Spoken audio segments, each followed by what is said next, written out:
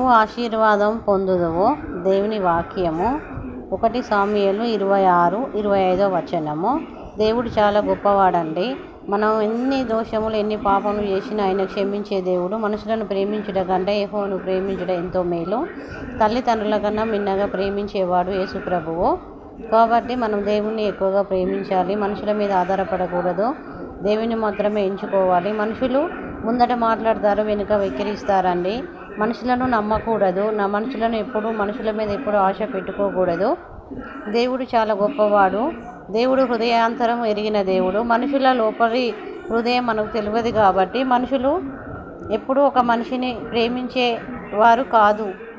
ఇప్పుడు చాలా రోజులు మారిపోయాయండి.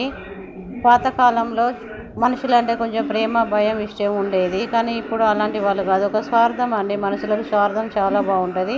స్వార్థంతో ప్రేమించే మనుషులు, అవసరాన్ని బట్టి వాడుకునే వాళ్ళని కానీ హృదయపూర్వకంగా ప్రేమించే మనుషులు ఎవరు లేరండి. మన ఇంటి వాళ్ళే మనకు కారు. అలాంటప్పుడు బయటి వాళ్ళు మనతో ఎంతసేపు ఉంటారండి. వాళ్ళ అవసరం తీరాక వెళ్ళిపోతారు. కాబట్టి దేవుని మనం ఎక్కువగా ప్రేమించి దేవుని మార్గంలో నడిపిస్తే ఆయన మనకు ఎన్నో దీవెనలు ఇస్తాడు. మనల పైగా హెచ్చిస్తాడు, పైకి నిలబెడతాడు. కానీ ఆయనను నమ్మాలి, నమ్మి ప్రేమించాలి, ఆయనను విశ్వసించాలి, ఆయనను వేడుకోవాలి. ఎన్ని కష్టాలు శ్రమలు వచ్చినా కష్టాల నుండి శ్రమలను విడిపిస్తారు దేవుడు, కానీ మనుషులు ఎవరు విడిపించారండి.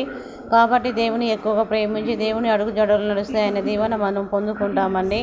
ఈ కొద్ది మాటలు దేవుని నామములో దీవించి ఆశీర్వదించబడును గాక. ఆమెన్.